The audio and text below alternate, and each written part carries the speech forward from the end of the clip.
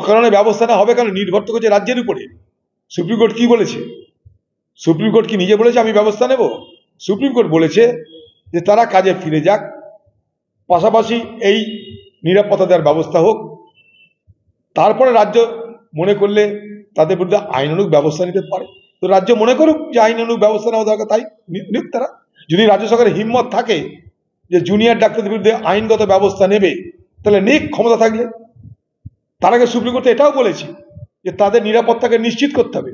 কোথায় তাদের নিরাপত্তা নিশ্চিত হয়েছে সেটা তো আগে রাজ্য সরকার এপিডেমিট করে বলুক।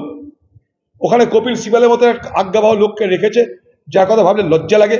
দেখালে জুতোর মালা পরাতে ইচ্ছা করছে, তাকে সামনে রেখে খালি মিথ্যা মিথ্যা মিথ্যা আর বিভ্রান্তিকর কথাবার্তা বলছে। জুনিয়র ডাক্তারদেরকে সাধারণ মানুষের দুশ্মন বানানোর চেষ্টা করা হচ্ছে, প্রথম দিন থেকে, আজ থেকে নয়। কারণ তাদের আন্দোলনের দিশেহারা বাংলার মুখ্যমন্ত্রী মমতা ব্যানার্জি। তাদের প্রদর্শিত পথ, পশ্চিমবঙ্গের আন্দোলনকারীদের প্রদর্শিত পথ, সেই পথ আমরা মেনে নিয়েছি, তাদের পথ অনুসরণ আমরা করছি। আজকেও আমরা মিছিল করব। মুখ্যমন্ত্রী উৎসবে ফেরার ওটা তো আমরা তো প্রথম দিন থেকে, সুপ্রিম কোর্ট তো পরে বলছি, আমরা ঘটনার গতি প্রকৃতি দেখে, মোডাস অপারেন্ডি দেখে প্রথম দিন থেকে বলছি অপারেশন ধামাচাপ। আবার প্রথম দিন থেকে একই কথা বলছি। বাংলার মুখ্যমন্ত্রী এই তদন্তকে তছনছ করে দেওয়ার জন্য, তথ্যবল লোপাট করার জন্য প্রথম দিন থেকে সচেষ্ট। না হলে সন্দীপ ঘোষকে যে প্রমোশন দেয় বলুন তো, কত দুঃখ সন্দীপ ঘোষের জন্য, তাকে প্রমোশন দিচ্ছে। বাংলার মুখ্যমন্ত্রীকে জিজ্ঞাসাবাদ করা উচিত, কারণ সে স্বাস্থ্যমন্ত্রী।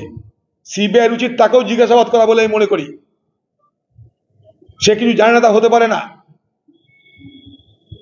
শিক্ষা দপ্তরের দুর্নীতি দিয়ে শিক্ষামন্ত্রী, রেশন দপ্তরের দুর্নীতি নিয়ে রেশন মন্ত্রী, তাহলে স্বাস্থ্য দপ্তরের দুর্নীতি নিয়ে স্বাস্থ্যমন্ত্রী নয় কেন? তাকে জিজ্ঞাসাবাদ করতে অসুবিধা কি আছে? সেই তো প্রথম দিন থেকে বলেছে আত্মহত্যা, হ্যান ত্যান, সেই তো প্রথম দিন থেকে বলেছে। 5 দিনে আর একটা ধরা পড়ে গেছে, আর 4-5টা ধরা পড়ে যাবে 1 সপ্তাহের মধ্যে। তিনিই তো বলেছিলেন। কিসের ভরসা তিনি বলেছিলেন বলুন? মনে করে দেখুন, তিনি বলেছিলেন একটা ধরা পড়ে গেছে 24 ঘন্টার মধ্যে, বাকিগুলোকে 7 দিনের মধ্যে ধরে ফেলবো, রবিবারের মধ্যে সব কমপ্লিট করে দিব। তাকে কেন সিবিআই জিজ্ঞেস করছে না যে কিসের ভিত্তিতে আপনি বলেছিলেন যে বাকি 4-5 জন অপরাধী যে তাদেরকে ধরবেন? কিসের ভিত্তিতে? সিবিআইয়ের উচিত স্বাস্থ্যমন্ত্রী বাংলার নেত্রী মমতা ব্যানার্জিকে সিবিআই দপ্তরে ডেকে জিজ্ঞাসাবাদ করা, যদি প্রকৃত তদন্ত তারা চায়। তিনি কথা দিয়েছিলেন বাকিগুলোকে ধরে দেব। তাকে জিজ্ঞাসাবাদ করা উচিত, বিনীত গোয়েলকে জিজ্ঞাসাবাদ করা উচিত। বিনীত গোয়েলও বলেছিল টিভিতে, মমতা ব্যানার্জিও বলেছিল টিভিতে, মনে করে দেখুন। তারপরে এটাও বলেছিল যদি আমরা না পারি তখন সিবিআই আসবে। তাহলে তারা কতটা গেছে, কতটা পারেনি, কেন কথা দিয়েছিল, কিসের ভরসা কথা দিয়েছিল, তার জন্য তাদেরকে জিজ্ঞাসাবাদ করা দরকার। জিজ্ঞাসাবাদের জন্য একটা ফিট কেস এটা আমি মনে করি। পশ্চিমবঙ্গের স্বাস্থ্যমন্ত্রী মমতা ব্যানার্জিকে সিবিআই দপ্তরে ডেকে জিজ্ঞাসাবাদ করার জন্য এটা ফিট কেস বলে আমি মনে করি।